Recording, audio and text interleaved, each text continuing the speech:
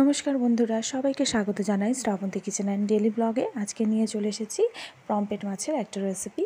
তো চলুন রেসিপিটা শুরু করে দিই, আশা করি আপনাদের ভালো লাগবে।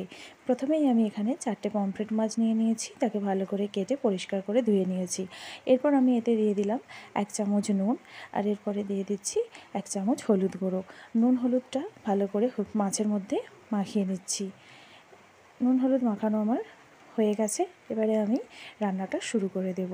আজকে আমি উনুনে রান্না করছি, অনেক দিন পরে উনুনের রান্না করছি, রেসিপি আপনাদের সাথে শেয়ার করছি। বাড়িতে আমি যদি উনুনে প্রত্যেক দিনই রান্না করি, তো ওখানে আমি উনুনটা জ্বালিয়ে নিয়েছি। এবারে আমি কড়াতে দিয়ে দিচ্ছি তেল।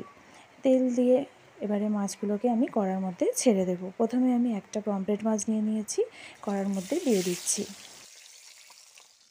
এই মাছটাকে এবারে আমি একটু উল্টে দিলাম, দিয়ে আমি আরেকটা মাছ এই তেলের মধ্যেই দিয়ে দিচ্ছি। যেহেতু আমার এখানে কড়াটা একটু ছোট, তাই খুব বেশি মাছ তো একসাথে ভাজা যাবে না, আমি দুটো করে দিয়েই মাছগুলোকে ভেজে নেব। এই মাছটাকেও আমি এবারে উল্টে দিলাম, দিয়ে উল্টে পাল্টে একটু লাল লাল করে মাছগুলোকে আমি ভেজে নিচ্ছি। মাছ দুটোকে উল্টে পাল্টে একটু লাল লাল করে ভেজে নেব, একটু সময় লাগছে সেই জন্য। আর উনানে যেহেতু রান্না করছি, সেই জন্য একটু টাইম তো লাগেই। তো আমার মাছ ভাজা এখানে হয়ে গেছে, এই মাছ দুটোকে আমি তুলে নিচ্ছি। এরপরে আমি বাকি মাছ যে দুটো বাকি আছে সেটাকেও আমি কড়ার মধ্যে দিয়ে দেব। বাকি মাছটাও কড়ার মধ্যে দিয়ে দিয়েছি। এই মাছ দুটোকেও আমি একইভাবে উল্টে পাল্টে একটু লাল লাল করে ভেজে নিচ্ছি। তো আমার মাছ ভাজা পুরো কমপ্লিট হয়ে গেছে। এই মাছ দুটোকেও আমি তুলে নিলাম, আর উনুনের জালটাও একটু দিয়ে নিলাম এই সময়। তো আমার মাছ ভাজা পুরো কমপ্লিট, 4 পিস মাছই ভাজা হয়ে গেছে। এখানে আমি আলুর খোসা ছাড়িয়ে নিচ্ছিলাম। এখানে আমি 3টে আলু নিয়েছি, নিয়ে তার ভালো করে খোসাটাকে ছাড়িয়ে নিয়েছি। 3টে আলুর খোসা ভালো করে ছাড়িয়ে নিয়েছি, নিয়ে সরু সরু লম্বা লম্বা করে ফালি করে কেটে নিয়েছি, জল দিয়ে ধুয়ে নিয়েছি। এবার আমি এই কড়ার ওই তেলের মধ্যেই আলুটাকে দিয়ে দিলাম। এখানে কিন্তু আমি এক্সট্রা কোনো তেল দিইনি, মাছের তেলের মধ্যেই রান্নাটা করছি। আলুগুলোকে দিয়ে ভালো করে নাড়াচাড়া করে নিচ্ছি কড়াতে। এগুলোকে একটু আঁচ খাইয়ে সামান্য একটু লাল লাল করে নেব। তো আলু ভাজা আমার প্রায় হয়ে গেছে। এবার আমি আলুটাকে নামিয়ে নিচ্ছি কড়া থেকে। আলুগুলো দেখুন একটু লাল লাল কালার হয়ে গেছে, আর এই সময় উনুনের আঁচটাও একটু জোর ছিল, যে কারণে আলু ভাজাটা খুব তাড়াতাড়ি হয়ে গেছে। এইবারে এই কড়াতে তেলেতে আমি একটু সামান্য পরিমাণ তেল দিয়ে দিলাম। এখানে আমি আদা রসুন বেটে রেখেছিলাম, আর পেঁয়াজ কুচি টমেটো কুচি করে নিয়েছি। 3টে পেঁয়াজ আমি কেটে নিয়েছি ছোট্ট ছোট্ট টুকরো করে। তো পেঁয়াজ কাটাটা কড়ার মধ্যে আমি দিয়ে দিলাম তেলেতে, দিয়ে এটাকে একটু নাড়াচাড়া করব 2 মিনিটের মতো। এরপর আমি এতে দিয়ে দিচ্ছি 3টে কাঁচা লঙ্কা। আপনারা চাইলে এখানে বেশিও দিতে পারেন, বা এখানে শুকনো লঙ্কাও দিতে পারেন। আর দিয়ে দিলাম একটা তেজপাতাকে একটু ভেঙে নিয়ে। এভাবে আমি পেঁয়াজটাকে আরও 1 মিনিট ভেজে নিয়ে দিয়ে দিচ্ছি রসুন বাটা। রসুন বাটাটাকে তেলের মধ্যে দিয়ে ভালো করে নাড়াচাড়া করব যতক্ষণ না কাঁচা গন্ধটা যাচ্ছে। প্রায় 2-3 মিনিটের মতো তেলেতে রসুনটাকে দিয়ে নাড়াচাড়া করছি। এরপর আমি এতে দিয়ে দিচ্ছি টমেটো কুচি। এখানে আমি 2টো টমেটোকে ছোট ছোট টুকরো করে কেটে নিয়েছিলাম, দিয়ে ভালো করে কড়াতে নাড়াচাড়া করছি তেলের মধ্যে। কড়াতে বেশ কিছুক্ষণ টমেটোটাকে নাড়াচাড়া করার পর এরপর আমি এতে দিয়ে দেব 1 চামচ নুন। নুন দিলে টমেটোটা তাড়াতাড়ি গলে যাবে, সেই জন্য নুন দিয়ে ভালো করে কড়াতে নাড়াচাড়া করছি। তো দেখুন এখানে কিন্তু টমেটোটা গলে যাচ্ছে, আর কীরকম তেল ছাড়তে শুরু করে দিয়েছে। এরপর আমি এতে দিয়ে দিচ্ছি আদা বাটা। আদা বাটাটা দিয়েও আমি কড়াতে বেশ কিছুক্ষণ নাড়াচাড়া করে নেব, যাতে আদাটাও ভাজা ভাজা হয়ে যায় আর এর কাঁচা গন্ধটাও চলে যায়। তো এরপর আমি এতে কিছু মশলা অ্যাড করব এরকমভাবে 2-3 মিনিট নাড়ার পর। এরপরে আমি এর মধ্যে দিয়ে দিচ্ছি কিছু মশলা, যেমন প্রথমেই আমি দিয়ে দিচ্ছি হলুদ গুঁড়ো। এখানে আমি 1.5 চামচ হলুদ গুঁড়ো নিয়েছি, আর তারপরে দিয়ে দিচ্ছি বড় চামচের 1 চামচ লঙ্কার গুঁড়ো। তারপরে দিলাম ধনে গুঁড়ো আর জিরে গুঁড়ো। ধনে গুঁড়ো আর জিরে গুঁড়ো দুটোই কিন্তু আমি বাড়িতে বানিয়েছিলাম, শুকনো খোলায় নিয়ে তারপরে এটাকে গুঁড়ো করে নিয়েছি। তো সব মশলা কাটা মিক্স করে নিয়ে ভালো করে তেলের মধ্যে নাড়াচাড়া করছি। এরকমভাবে এই মশলা কষাবো, এখানে কিন্তু একটু সময় লাগবে।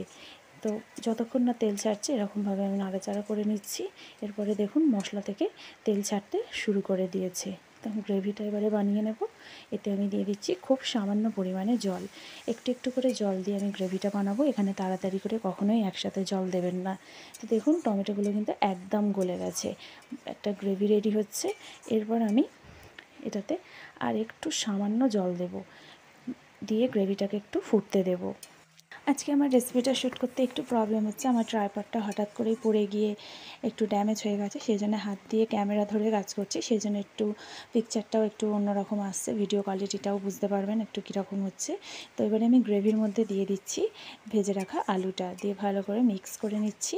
নিয়ে এর মধ্যে আমি একটু সামান্য পরিমাণ জল দেবো, কারণ আলুটা তো সেদ্ধ হবে। এটা গ্রেভিটা একদম আলুর জন্য পারফেক্ট হয়েছে, কিন্তু আরেকটু জল দিয়ে দিলাম। দিয়ে এটাকে বেশ কিছুক্ষণ ফুটতে দেব। দিয়ে চাপা দিয়ে দিলাম। আর বাইরেও বৃষ্টি এসে গেছে।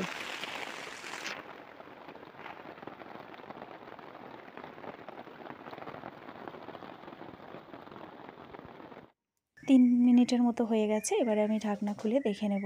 তো দেখুন এটা খুব সুন্দর ফুটছে, আর এর গ্রেভিটাও অনেকটাই কমে গেছে। এটা একদম টকবক করে ফুটে নিয়েছে। তো আলুটাও সেদ্ধ হয়েছে কিনা দেখে নিচ্ছি। আলুটা কিন্তু একদম সেদ্ধ হয়ে গেছে। তো এর কালারটা দেখুন খুব সুন্দর এসেছে। এবারে আমি এর মধ্যে মাছ কাটা দিয়ে দেব। দিয়ে আরেকটু ফোটাতে হবে সামান্য, যাতে মাছের মধ্যে গ্রেভিটা ঠিকঠাক লেগে যায়। তো ভেজে রাখা পমফ্রেট মাছটাকে দিয়ে দিলাম। দিয়ে এটাকে একটুখানি ফুটিয়ে নেব 2 মিনিটের মতো। দিলে এর গ্রেভিটা আরেকটু মরে যাবে, আর এটা একদম মাখা মাখা হয়ে যাবে। এরকমভাবে আমি মাছটাকে গ্রেভির মধ্যে একটু নাড়াচাড়া করে দিলাম। আমরা তো অনেক সময় শুধু পমফ্রেটের ঝাল খাই, বা এরকমভাবে কেউ কারি বানিয়ে খাই, কালিয়া বানিয়েও খাই। তো এরকম আলু দিয়ে বানিয়ে খাবেন, দেখবেন এর টেস্টটাও একদম অন্যরকম হয়েছে। আপনারা অবশ্যই বাড়িতে এরকমভাবে ট্রাই করবেন। তো এর আমার প্রায় 2 মিনিটের মতো হয়ে গেছে। এবার আমি এটাকে নামিয়ে নেব। দেখুন একদম গ্রেভিটা কিন্তু গাঢ় হয়ে গেছে, আর এটার কিন্তু কালারটা খুব সুন্দর এসেছে। তো এবারে আমি এটাকে নামিয়ে নিচ্ছি। একদম রেডি হয়ে গেছে আমার পমফ্রেটের কারি রেসিপি। তো এবারে আমি এটাকে নামিয়ে নিলাম। নামিয়ে সার্ভ করব। আশা করছি আপনাদের রেসিপিটা ভালো লাগবে। আপনারা অবশ্যই বাড়িতে এটাকে বানাবেন, আর আমাকে কমেন্ট করে জানাবেন যে কেমন হয়েছে। ভালো লাগলে অবশ্যই একটা লাইক করবেন, আর এরকম রেসিপি পেতে হলে আমার চ্যানেলটিকে সাবস্ক্রাইব করবেন। গরম ভাত বা রুটির সাথে এই রেসিপিটা কিন্তু খুব জমে যাবে। গরম ভাতের সাথে অবশ্যই ভালো লাগবে। আর বাইরে তো বৃষ্টি হচ্ছে, বৃষ্টির দিনে ভাতের সাথে এরকম পমফ্রেটের রেসিপিটা একদম পারফেক্ট। তো আপনারা অবশ্যই এটা বাড়িতে বানাবেন।